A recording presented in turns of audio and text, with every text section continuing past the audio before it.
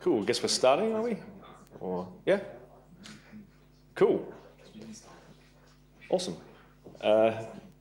Thank you all for being here. My talk is called "Press a Button to Destroy the World: Making stuff satisfying in Doomsday Clicker."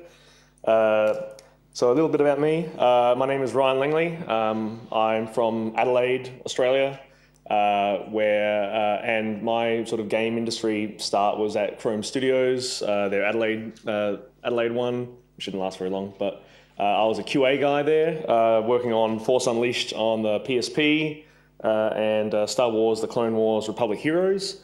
After that, I was a designer over at Half Brick Studios in Brisbane, where I was the designer for Age of Zombies on PSP and iPhone. Then worked on Fruit Ninja for a while, doing a lot of updates post-release on that. And then worked for about 2 years on Jetpack Joyride, doing big updates like this Sam the Strong Arm Machine and the special Fruit Ninja mode and like a bunch of other things on that.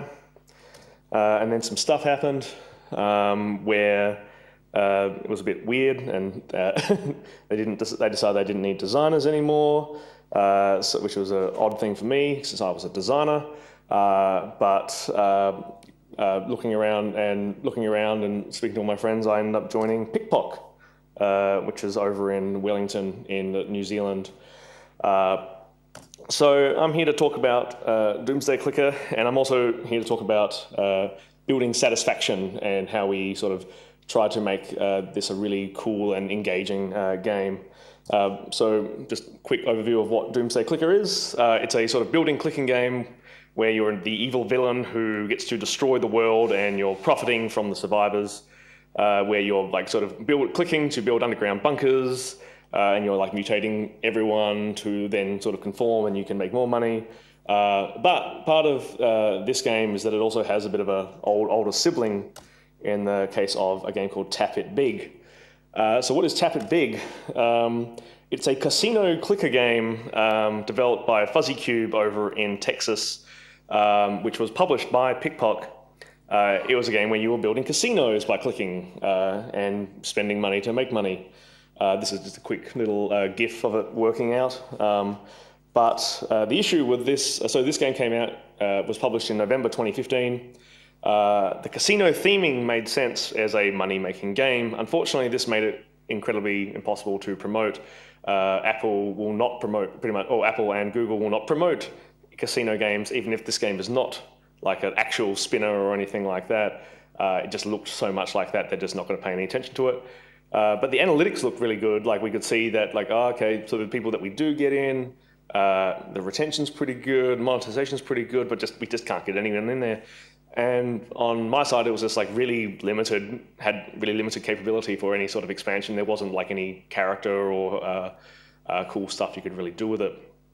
So the question was what to do with this, which was so the company and I decided to take the core of this Tap It Big game, take what we've learned from it, and try to do an entirely new scenario from what was there before.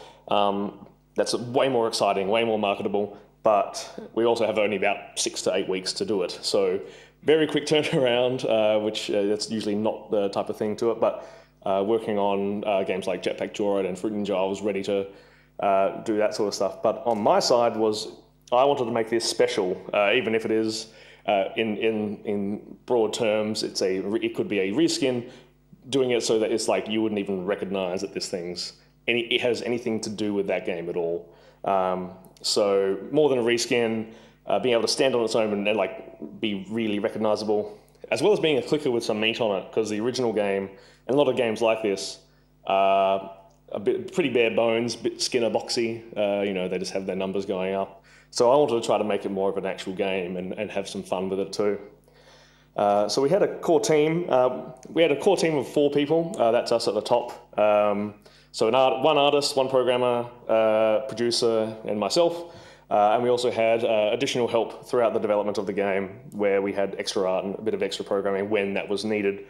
So the first step we did was rip everything out.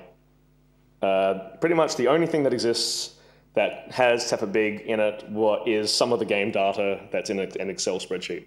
Everything else was just too hard and just too clunky, and it was going to be way quicker for us to just rip everything out and just use some of the data that they had and start anew. So what I'm going to go through is like some of the different pieces and bits and pieces of their game and how we then tried to make it awesome and fun and satisfying. So the first thing was the buttons. So in their game, this is what you're doing. It's a little button, and you're clicking it and numbers go up. But as you can sort of tell from this, it's not really that interesting. It says pokies on it, or it's slots, but you don't really notice that any of that stuff at all. Like hasn't really got any character, and it's just not that exciting. So for us, we wanted to try to take all this and try to make a new, more fun experience. So we were looking at this sort of swipey up list. So we wanted to make a sort of underground bunker system.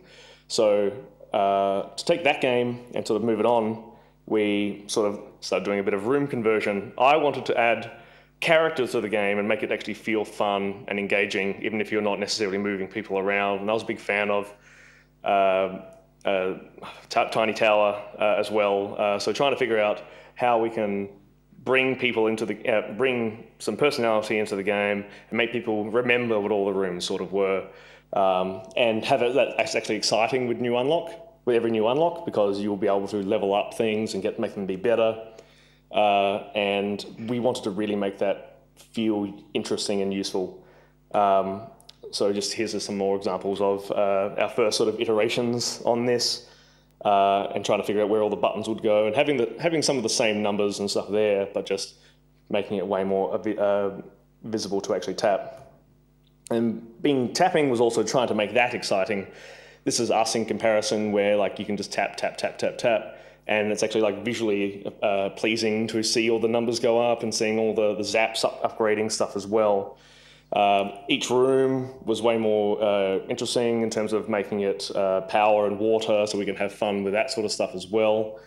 And another part is that we also level up those rooms as well. So going from bronze to silver to gold to green, the rooms actually update every time. So having a progression game actually have some progression visually in it really helps with the idea that you actually want to hang around and play this game. Part of this as well was adding character. So because of the short development cycle, we kind of tried to figure out ways that we can make lots of characters very quickly that are sort of unique and cool.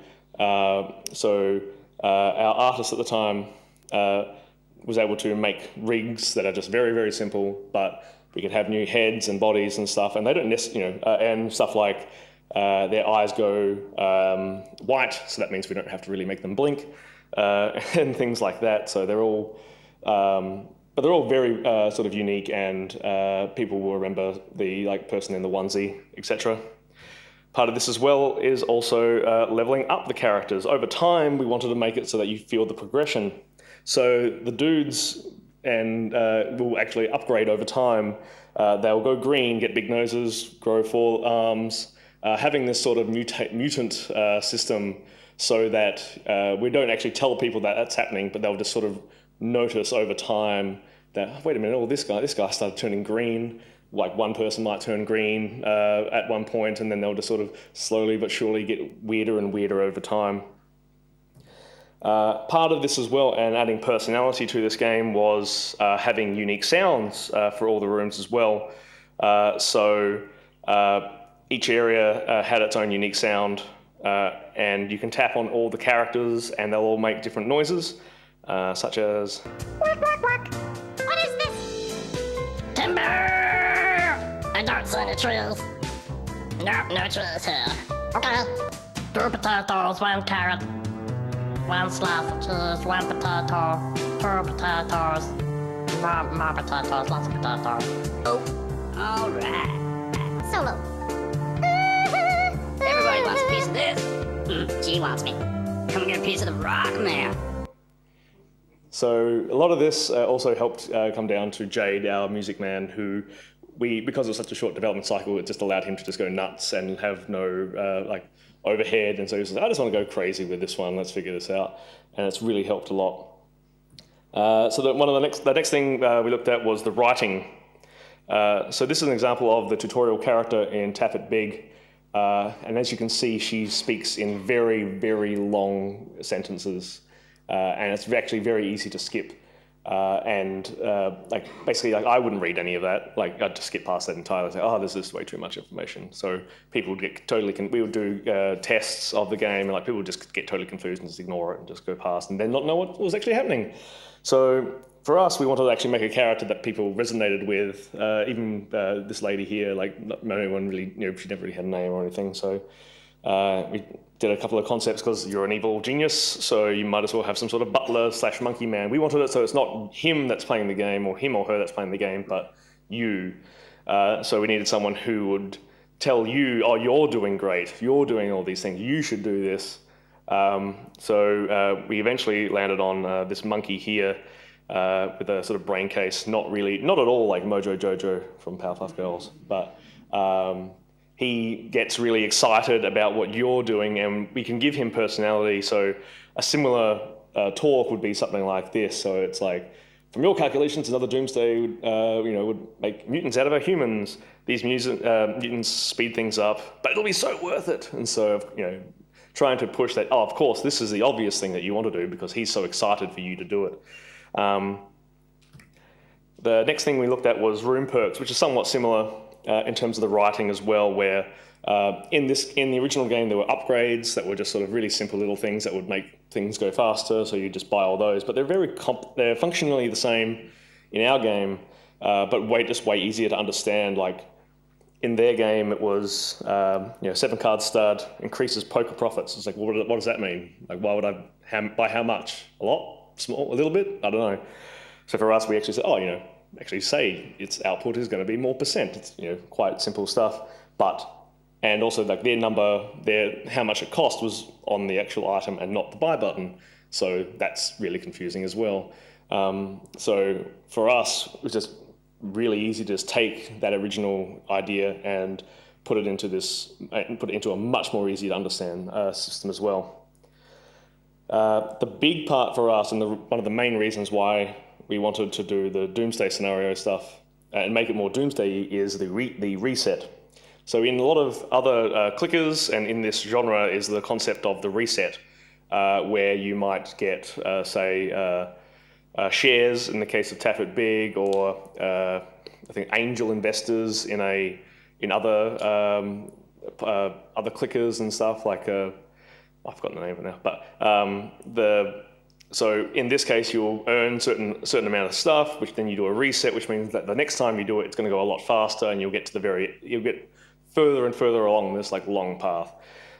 In Tap It Big, their reset was shares, and it didn't make much sense. It's like, why am I going away from this casino? The casino is clearly making money, but I'm destroying everything? That doesn't make a lot of sense. And also, when you tap to this button here, which is the claim shares section there, it you reset. So it's not very satisfying. And people didn't understand it because it's not very satisfying either. Oh, I just destroyed everything. Why am I doing it again? So we wanted to do a big red button. So the original concept is just trying to actually make it fun to reset. A lot of these games don't. But the sort of main issue was really would people actually want to press a big red button? It's a big red button. It usually means something bad's going to happen. But we need to convince you to do that. So at the start of the game, you have to press that button, and you understand how it works. So.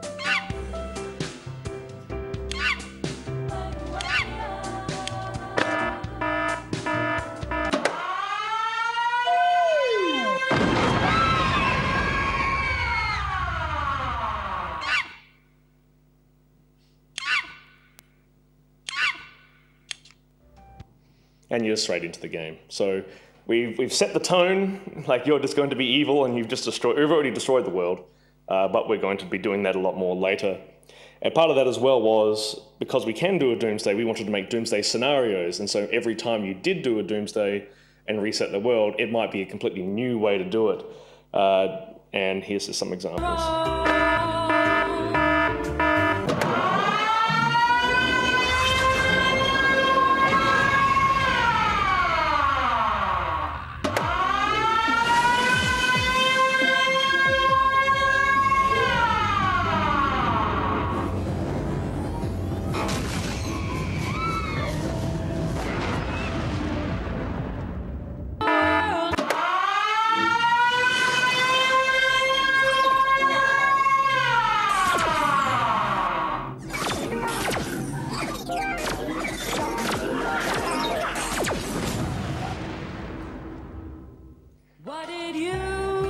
So we can just go super dumb with all this sort of stuff. It didn't they didn't have to do anything to the games. It's like, hey, artists, make something really cool and funny and something new and something that we can then add on to later.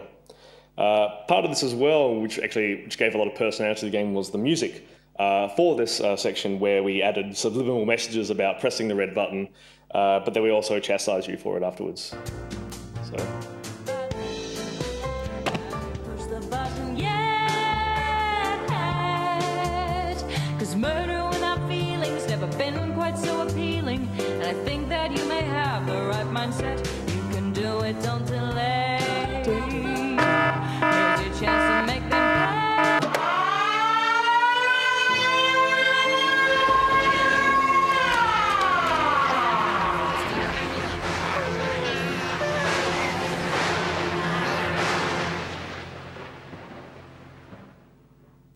Why did you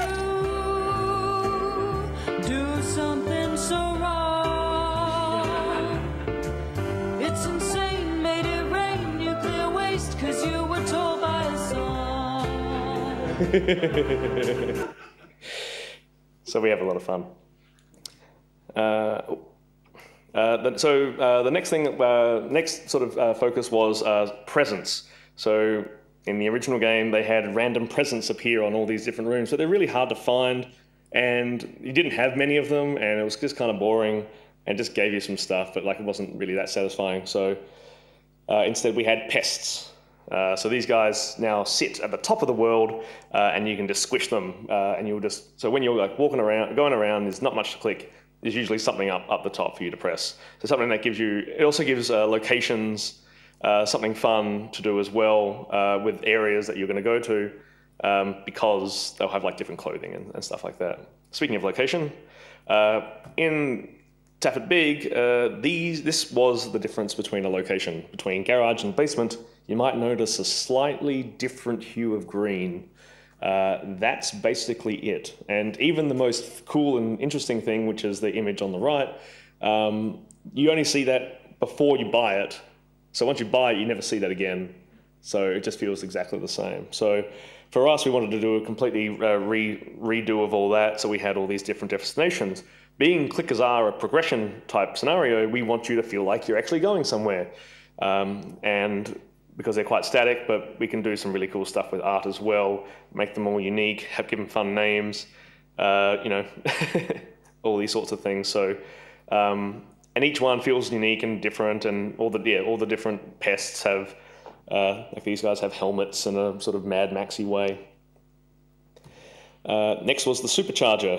The Supercharger didn't actually have much different between the two games, but fixed a huge amount of user experience issues with it. In this case, in the original profit wheel from Taffet Big, it would say watch video for spin, even though you've already spun it. So that was confusing to everyone. Why would people just assumed, maybe I just keep doing this and I'll just keep getting more money, which is not the case. So instead, actually putting all the profit multiplier and time left and everything actually closer to everything before, and making it just very obvious what a coin multiplier is, and making it so that it'll say respin, which is a very little simple thing, but it means that no one ever respins accidentally. Everyone understands what's actually going on. The store was the next sort of spot. So you can take a quick look at the two different game versions here, and as you can sort of see, Taffet Big had just too much information on it, and didn't really feel that different. Stuff like the gold icon for gold in this is different from the gold that you're buying, which is different to the get more gold button. And it's just like, what is what? Is one the same? It's like 3 bars of gold. Is that 3 times 25? I don't know. And the gold button's in a weird position. So we just try to simplify the hell out of that and just give it, instead of saying +3 times profit multiplier, but what's a profit multiplier? Is that permanent? Is that only going to happen until the next time I do a Doomsday? Saying stuff like permanently boosts room profits by this much. It's like, okay, I totally understand what that's actually going to do now. As well as the Supercharger being like a permanent thing as well. Part of this as well was the in-app purchases, which we were looking at as well. And even that was complicated and confusing. They've got 6 items there, I only have 2 icons for the 6 items, so they don't look different at all. There's no real button, like the whole thing's a button, but doesn't look like it. It's more focused on the cost of it rather than what you're actually getting from it, so that's kind of hard to see as well. And just simplifying the whole thing down into here's 4 systems, we can make it so you get, this is the cost, but you're going to get this. It's really useful. Yeah, so that was sort of the core of the 1.0 release of the game. That's after 6 to 8 weeks we'd sort of just taken everything from before and then completely rethought it and put it all back together into a product that would actually be fun and engaging and way more marketable. So we had 2 weeks of soft launch period just to make sure that the build wasn't going to explode and everything was sort of working. And we launched on iOS and Android on the 24th of March. And we also localized into 1 million different languages just to see if that sort of stuck. Just some quick additional things. We did some store image tests during that time just to see what things were more useful or what ones were actually people are paying attention to on Google Play. It's one of those things that we have the monkey, but turns out this guy who's definitely not from Breaking Bad is a little bit more popular. So he's sort of like our secondary mascot, even though he's just like one of the little dudes in the game. We just did a lot of different tests. PikPok has a really cool system where we can get people to download the game from other games of ours and put them in the different markets that they're available. So throwing a whole bunch of these sort of things out there as well. Did a quick icon test as well. The one with the skull just always did better, which is great. We also did some really cool stuff with custom cross-promotion, which is something that we've been starting to look at.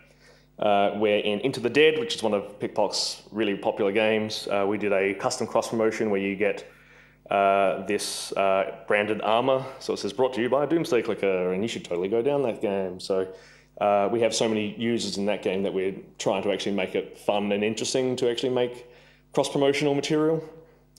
And speaking of cross-promotional material, we also because we actually had these characters and stuff, we can actually do a lot more with them. So our social media people had a lot more fun and excitement of actually being able to do stuff about these characters, and our user base actually does a lot with it as well. So some numbers. So we've had up to now we've had about 4.5 million downloads to date, which is pretty good. Our retention kept up with Tapper Bigs, even though we've got like way more people. So having a 65-day, 1-day retention is pretty bloody good, and I'm super excited for that. Lots of people playing the game and love it. The game has a system, so you're coming back for ads to spin a wheel, and which means you have to watch an ad. So lots of sessions of coming back every 2 hours to then respin that to get more money, which therefore gives us a little bit of money as well. So we've got like a 30%, 70%, 30% split on ads and in-app purchase at the time. And the fun part of having a very short period of development is that we actually made our money back on it in 2 weeks, which is great and usually unheard of. But because we were able to quickly do everything, and because what we focused on was trying to make it smaller, it all sort of worked out pretty well. Our reviews were pretty good. Touch Arcade seemed to like it. I listen to Giant Bomb on podcasts all the time, and those both Brad Shoemaker and Jeff Gersman talked about Doomsday Clicker on there, which was really exciting for me. And one of my favorite ones was Gary Whitta, who's the writer of Star Wars Rogue One. He seems to like the game as well, so that's pretty cool. So what went right at the development of this is that we designed the game for a wider audience, and we got that audience. Apple seems to really like it, which is awesome as well. And everything we did, me and the team, whenever we were coming up with an idea, we'd be, okay, that's way over the scope, but how can we do that within the short time limit that we actually have? Stuff like making characters and trying to simplify that whole process. When we needed help at PikPok, we got that help, which was good. And also we got the company excited. A game like Tap It Big, we knew was a good game, but was really hard to get people motivated within the company to actually care about.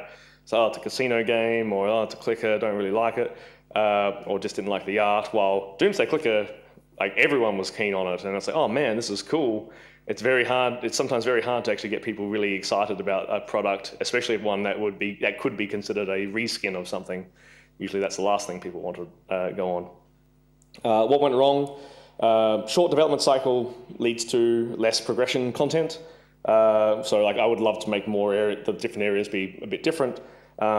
We had some initial delayed promotion. We actually got editor's choice in Australia for the game, which was awesome. But there was like some weird thing where that got delayed for about a month due to just some issues. But we did still get it eventually, and Apple were like, oh, we have to delay it, but we're sorry. But I'm just super happy that I was able to do that. We have really boring Game Center integration. It's just like 4 achievements. I really want to go back in there and actually make those fun. And a lack of initial social sharing functionality. Like we just didn't really have any way to actually get people to go and share stuff. And we also never gave the monkey a name. I still haven't given him a name. But part of being an iPhone developer is that's not it. So we have post-release, and we've been working on the game since March to fix things that were in the what went wrong list. So our first update was to do some social stuff. For example, here you can now once you do a Doomsday, it'll go, hey, you can now share this Doomsday, and so many people have been doing that because they're just so funny. Gives you a few little stats about how many Doomsdays you've done, which means that we can see it, and we can just see how people are actually engaging in it or what their favorite ones were. We also did some new Doomsday Scenarios like this giant monkey one, and just little things like cloud saving. The next thing we wanted was a few more different ways to do video ad integration. So we added Bleep Blorp. He is a little video drone that would appear in the game in the first area, and he will, if you tapped him, he would give you a really huge bonus for a minute. You get 50 times the amount of money you get, for like a minute, and people really like tapping him. We made him funny and like a little bit goofy, and like he explodes really well. And because he gives you like a really good bonus, people will be able to tap really, really fast for an extra minute. And that did really well for us as well, so that boosted our ad revenue. So the next thing we wanted was something social, because we didn't really have a lot of actual social integration, and pretty much any tapper doesn't really have a lot of social integration stuff at all. We also wanted something cheap to buy with the currency we had. We made it so that all the currencies were like, the cheapest thing at the time was 100 gold, so that meant you actually needed to collect 100 gold, which could take a while. But we also, so we needed something cheap, and we also wanted to add something collectible into the game for longer retention. That's not just to get to the end, but also maybe to collect all this stuff. So we went to space, and we made the space base. So this is entirely brand new, like sort of thing for the game. Like no other game had sort of done this, where it's a new, unique area in the game where you can get your friends into it, and you will get a bonus by having your friends in here to try to be a bit more viral, get more friends into it and stuff like that. As well as having a collectible system as well, which was Roomies. So the Facebook Connect system in our game is that you can connect to Facebook and you can see other friends of yours that you're playing with. But as you're an evil genius, you shouldn't really have friends, like you're killing everyone every single time you're doing a Doomsday. So in this game, you're actually using their life juice to generate gold. So every day you'll be able to get 1 gold per person that's on your list, and you can have up to 5 people on there, and it'll switch it. If you have more than that, it'll switch them out. You can also send messages. It'll actually send you a message when a friend of yours has connected. So if I'm away, and then it will say, hey, Paddy's connected to his Facebook. It'll send me a message saying that he's done that. So now I know that he's playing it, and then we can have a conversation about what they're enjoying or what they're doing, which not many other games have done. You can also do a friend comparer, so you can actually go, okay, this is what he's got, and this is what I've got. Roomies. So we wanted to go kind of nuts, but also have something which is unique to every single room in the game, which was one of the previous issues. So we made these Roomies, and they're going to be unique to every single room that's in the game. They only cost 5 gold to try to get them. and make every room unique. So you've got characters here such as Elon Muscular here, and they all have their own audio as well. So every time a new one is in there, you could want to tap him to find out whatever silly thing he's going to say. And so we can have more, audio guy can have more fun with it, artists can have more fun as well. We got pretty weird with them as well. So you got like Eelton John there, and Pelican and Sock Sucker and all these sorts of things. A lot of the case, it was just everyone in the company would just throw us ideas. We'd concept them up. I'd give them a stupid name and then hand that to audio. So part of this as well was actually trying to do this stuff on the cheap as well, because we're going to have to make 50, 60 characters. So each one of these guys still only takes like a day or half a day to actually make. But even at that point, they're like really unique and people want to collect them. It allows us to do a lot of small social stuff as well, saying who's that roomie, or like, oh, well, who's your favorite one? We also did more sharing stuff as well. So part of after having those, having the roomies, you can then share your roomies. So if you collect a guy here, such as Llama Nomicon, you can then share him, or if you get the Business Taco or Jeff Goldbuzz and all these sort of weird characters, we allowed you to make some cool, unique things that allows you to share that. We also allowed you to share your Comparatron. So you can now go, okay, cool, I want to share this on Facebook and show my friend that we're doing pretty well, or you can post that to Twitter, as well as some just very basic things as well. Including, so just basic sharings, we just had an invite button so that, okay, if there's nothing else you want to do, you can still share to friends and tell them about it. We also did some iOS 10 stickers, which everyone's sort of doing now, because that's sort of the good thing to get Apple interested in what you're doing. So this allowed us to have more monkey artwork and stuff like that we previously didn't really have a lot of marketing budget to do. But it did allow us to get a little bit of a boost, and people seem to like them, which is pretty fun. So where to next at this point? So that's where we're at. The next update that I think might actually be out today or might be out tomorrow is the Piggy Bank. So this is a standard. This is a thing that quite a few games are starting to do now, where it's a in-app purchase, which allows you to sort of add to the in-app purchase, in which you can then choose how much gold you want before you actually break it for a cheap. I think you start off with 100 gold in it, but every time you buy some of those room perks, it will add a gold into this piggy bank. So that's like it's really cool, and actually makes the room perk screen useful again, because we added a buy all button, which means that you kind of just skip everything anyway. So now you actually has a nice sort of useful feature in there. Our next feature as well is the Mega Monster. So part of this is that we wanted to have a big pest in the game that you could tap, 10, 20, 30 times and get like heaps of stuff on it, but also have it useful for future stuff as well. So the first one is this guy called Sam Hain, who is from Shadow Wars, which is a recently released PikPok game, which you can download now. But for us, he sort of hangs around. He will hang around at the top, and after you tap him, he will then say, "Hey, this Mega Monster was brought to you by Shadow Wars. You should probably check it out." And the goal of this is that it's also downloadable, payloadable through our everything, so we can just have him not be in the game, but then he can just suddenly be in the game. And the goal would be to make fun, more seasonal stuff, or if there's a new game coming out, such as something like Into the Dead, we can then do an Into the Dead guy and get people to do that.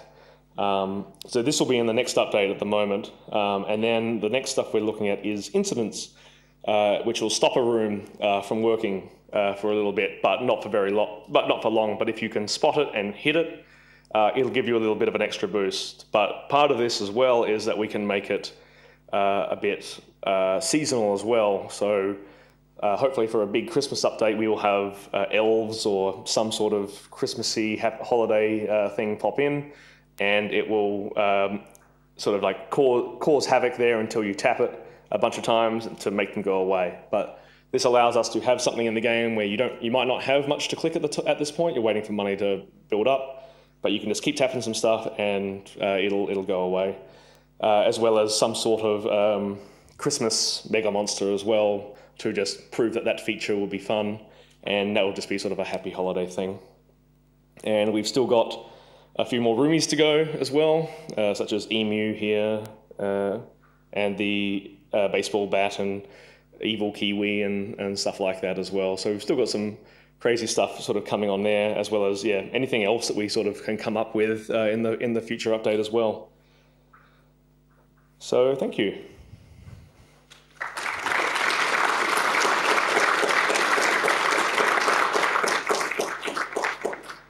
Is there any questions?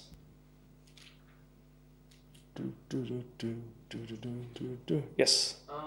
What sort of tips do you have for making quick decisions and to help with a fast sort of development process? A lot of it is pretty much everything that would pop up, our team would go, that's probably overscoped, or how can we simplify this process? How can we make this easier to do? There was a really good talk yesterday by Dan Graff, or he might be in here, I'm not sure, but and it's the same thing with Crossy Road and other games like that, where it's okay, I need to figure out how to make content quickly, so I need to find that solution first before I actually start doing it.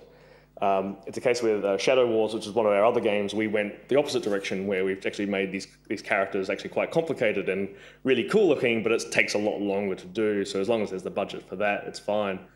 But for us, because we were already a very quick game, we needed to just always iterate and go, okay, how much more faster can we do this? And especially for us, it was a case of even at the moment, our resources are being taken away a little bit by other games that are about to come out as well. So we need to figure out ways that we can still use our current resources and try to figure that stuff out. Even now, it's a case of okay, we probably in the next year we probably won't have a lot of art resources. So we need to try to figure out something cool that doesn't need art. Or something like that, or can use the minimal amount of art as possible while also trying to keep people engaged. And some of the stuff as well is some of the stuff I didn't talk about is stuff like our social media stuff. I've done a screenshot Saturday every day since this game came out of me making animated GIFs of different roomies or different characters, or oh, this is 3D or 2D, and that's another little things that I try to do quickly that doesn't require more art resources to do, but I can do that in about 10 minutes, and that just keeps people continue to be engaged and still excited about the game, even months and months later. It's at the point now where people are getting to the end of the game and they want more content, but it's also, they're 0.5% of people who have gotten that far. So we need to figure out how to get more people to there before we can start thinking about adding even more content as well. Yep. Is the 6 to 8 week development cycle something you've gone forward with since it's have you taken out other projects? Not at the moment. PikPok's other projects have been much bigger in scope of this. I would definitely like to do more quick projects like this because it's quite fun and freeing. It really depends on just how many things are going on. In this case, we did have Tap It Big, but we only really used that as a base because we knew that their numbers seemed to be all right, so that'll help us a little bit. But ultimately, there really wasn't that much left outside of just a skin and bones of a design doc, I guess, even though we didn't have one of those either. But a lot of that came from working on Jetpack Joyride and Fruit Ninja, where the last couple of things I worked on Jetpack Joyride were, okay, we've got 2 weeks, I'm going to make a mode. So we made a system so we can make modes really quickly and just try to throw them out there and see what sticks. In this case, we assume things are going to go well, and they have done well, but a lot of us is okay, try stuff, see what happens, do it again, do it again, do it again. But yeah. Yep. Was the team that worked on this the same as the ones that worked on Tap It Big? No. So The Tapper Big guys over at Fuzzy Cube. So we sort of licensed their game, we gave them. Well, we were publishing their first game, and we actually published their second game called Dino Dynasty, which is their own reskin of Tapper Big, but theirs is much more of an actual reskin than ours, and that definitely did better than Tapper Big did because it was a bit more Dino Dash looking and stuff like that. But our team had no talking whatsoever with that team. We just went, okay, we need that Excel spreadsheet to make things a bit quicker, and then just go. To generate the buy-in to just take the spreadsheet and not any of the assets or anything like that. No, it ended up our programmer sort of just did a look over all their code and it's like, nah, don't even bother with this. Just go. We had to cut out the way that they did text was all crazy as well. So we just had a whole new system so that we could just put in new fonts and stuff like that as well. Cool. Yes? How intensive is it to keep up post-release? Have you scaled back the number of people needed, or is it? So we've got we've got a few people on it, but at the moment it's sort of a bit all over the place because some guys might be working on another game that's coming out quickly. Even at the moment, I've been working on a game that's coming. It'll be out in a few weeks called Rival Stars College Football. So I've actually most of my time has actually been on that. But because this is quite a lean game, I can still spend a few hours a week doing stuff for this, coming up with stuff, giving feedback on this, so that we can continue doing this stuff. It's basically been a programmer and a half. The issue is more being art at the moment, where our resources on that have been hard. But it's more for us, for this Christmas stuff that I've just suggested that we recently pitched. That stuff I needed to pitch to our leads to go, we need resources for this, and this is why this is a good idea. And from that, they will go, oh yeah, that sounds like a really cool idea.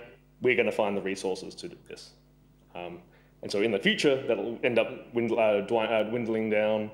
And part of some of the ideas that we've come up with, like having a Christmas snowman or something, mega monsters and stuff, is so that eventually when we stop working on the game or have very minimal effort on it, we can still have new stuff that appears in the game without actually having to do an update with the programmer. We can just do it all online. Yes? You mentioned a couple of things that you did for marketing the game. Yep. Were there other strategies you guys used to get to the 4 million downloads? So it did help that we have a couple of games where we're doing the promotion, the internal promotion and stuff like that.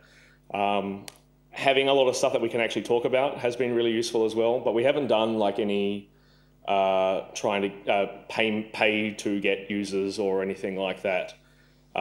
It's just been a good case of making a game that people seem to want to talk about or share, and sort of engage them that way. Even though we've got 4 million downloads, and that's it's quite good, but there's quite a few games around at the moment that are doing a lot like that, like your Steppy Pants and your Rodeo Stampedes. But our users at this game are very valuable to us, and they actually do stick around and play the game, and the video ad stuff has done well for us. For me, it was actually a lot of trying to make these animated GIFs, because I love that stuff, and I used to do a bit of that stuff on Jetpack Joyride as well, of just figuring out what to do. A lot of games just don't have a lot of stuff to talk about, or it's really hard to talk about. With Doomsday, we have all these characters that we can talk about and make little weird scenarios and stuff like that. So I'm always trying to make new stuff. I've actually made, I commissioned a vinyl toy of the monkey. So I've had him in the office now, and we're just sort of waiting to be able to put him around the office and take some photos and stuff like that to try to make people excited and just have little vignettes of life with this Doomsday monkey looking over our shoulder and stuff like that. Cool. Thanks, everyone.